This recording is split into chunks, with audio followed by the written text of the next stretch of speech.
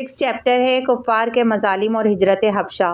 اس میں ہم آج پڑھیں گے کافروں کا آپ پر ظلم و ستم، صحابہ کرام رضوان اللہ تعالیٰ علیہم اجمعین پر کافروں کا ظلم و ستم اور ہجرت حبشہ کے بارے میں۔ ٹھیک ہے، کافروں کا آپ پر ظلم و ستم کیا تھا بچوں؟ اسلام کی علل اعلان تبلیغ شروع ہوتے ہی ظلم و ستم کی جاں سوز آندھیاں چل پڑیں۔ کفار مکہ بنو ہاشم کے انتقام اور جنگ کے خطرے کی وجہ سے اللہ کے آخری نبی صلی اللہ علیہ وآلہ وسلم کو شہید تو نہ کر سکے، لیکن جتنا ہو سکا انہوں نے ظلم و ستم کے پہاڑ توڑے۔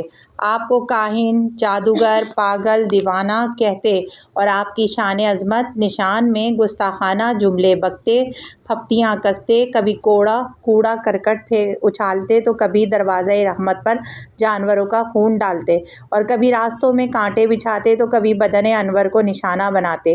ایک دفعہ جب آپ حرم کعبہ میں سجدہ کر رہے تھے تو اسی حالت میں عقبہ نامی ایک کافر نے مبارک پیٹھ پر بچہ دان یعنی وہ کھال جس میں اونٹنی کا بچہ لپٹا ہوا ہوتا ہے رکھ دیا۔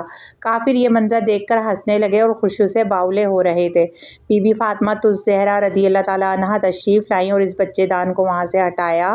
ایک بار رسول رحمت و شفقت صلی اللہ علیہ وآلہ وسلم حرم کعبہ میں نماز پڑھ رہے تھے کہ عقبہ نامی ایک کافر نے آپ کے گلے میں چادر کا پھندا ڈال کر اس زور سے کھینچا کہ آپ کا دم گھٹنے لگا۔ حضرت ابو بکر صدیق رضی اللہ تعالیٰ عنہ یہ منظر دیکھ کر آگے بڑھے اور اس کافر کو دھکا دے کر ہٹایا۔ بعد میں کافروں نے حضرت ابو بکر صدیق رضی اللہ تعالیٰ عنہ پر بھی تشدد کیا۔ صحابہ کرام پر کافروں کا ظلم و ستم کیا تھا؟ اب اس بارے میں پڑھیں گے کہ اللہ کے آخری نبی صلی اللہ علیہ وآلہ وسلم کے ساتھ ساتھ کافروں نے صحابہ کرام پر بھی ظلم و ستم کے پہاڑ توڑے۔ ایک دفعہ حضرت ابو بکر صدیق رضی اللہ تعالیٰ عنہ نے حرم کعبہ میں خطبہ دینا شروع کیا۔ یہ دیکھ کر مشرکین و کفار مسلمانوں پر ٹوٹ پڑے۔ حضرت صدیق اکبر کو اتنا مارا کہ ان کا چہرہ خون سے بھر گیا، ناک کان سب لہو لہان ہو گئے اور ان کا چہرہ پہچان میں نہ آتا تھا۔ حضرت ابو بکر صدیق رضی اللہ تعالیٰ عنہ بے ہوش ہو گئے اور دیر تک بے ہوش رہے۔ حضرت خباب رضی اللہ تعالیٰ عنہ اس زمانے میں اسلام لائے جب صرف چند ہی آدمی مسلمان ہوئے تھے۔ قریش نے ان کو بے حد ستایا، یہاں تک کہ آگ کے انگاروں پر ان کو چت لٹایا اور ایک شخص ان کے سینے پر پاؤں رکھ کر کھڑا رہا، یہاں تک کہ ان کی پیٹھ سے پگھلنے والی چربی سے وہ کوئلے بجھ گئے۔ زندگی بھر ان کی پیٹھ پر ان کوئلوں کے داغ رہے۔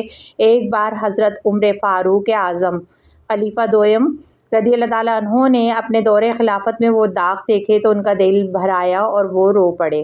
حضرت بلال رضی اللہ تعالیٰ عنہ کے گلے میں رسی باندھ کر بازاروں میں گھسیٹا جاتا، ان کی پیٹھ پر لاٹھیوں کی بارش کی جاتی اور دوپہر کے وقت تیز دھوپ میں گرم ریت پر ان کو لٹا کر اتنا بھاری پتھر ان کی چھاتی پر رکھ دیا جاتا کہ ان کی زبان باہر نکل آتی تھی۔ اس حال میں بھی احد احد کے نعرے لگاتے تھے۔ ایسا نہیں تھا کہ صرف مردوں کو ہی ظلم و ستم کا نشانہ بنایا جاتا بلکہ خواتین جو اسلام قبول کرتی انہیں بھی تکلیف کا سامنا کرنا پڑتا۔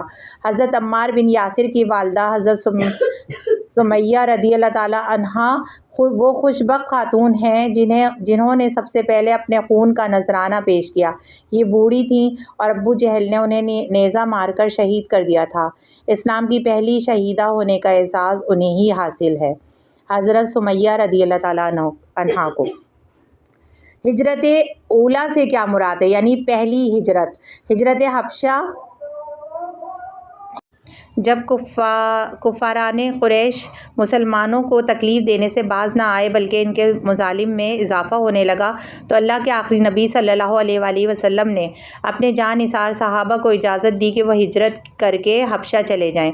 حبشہ کا بادشاہ نجاشی عیسائی دین پر تھا اور عمل کرتا تھا اور انصاف پسند اور نرم دل تھا۔ چنانچہ اعلان نبوت کے 5ویں سال 11 مرد اور 4 عورتوں کا ایک قافلہ اپنے پیارے وطن مکے کو چھوڑ کر حبشہ کی طرف ہجرت کی اور اسے کو ہجرت اولیٰ کہتے ہیں۔ ٹھیک ہے، ان میں کتنے افراد تھے؟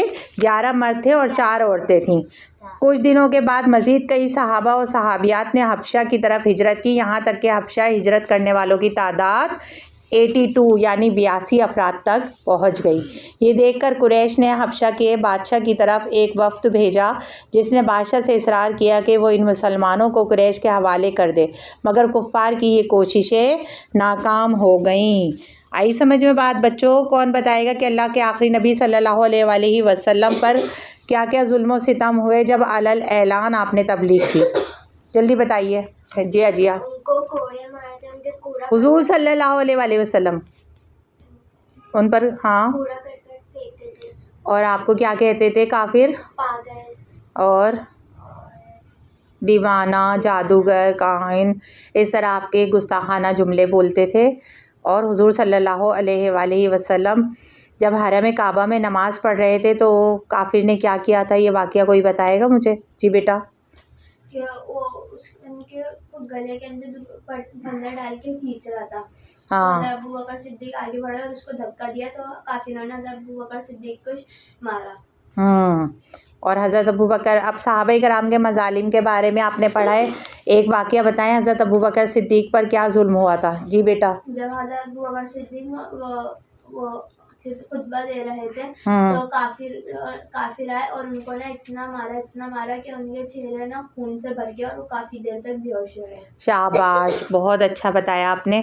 حضرت خباب رضی اللہ تعالیٰ عنہ پر کیا ظلم ہوا تھا؟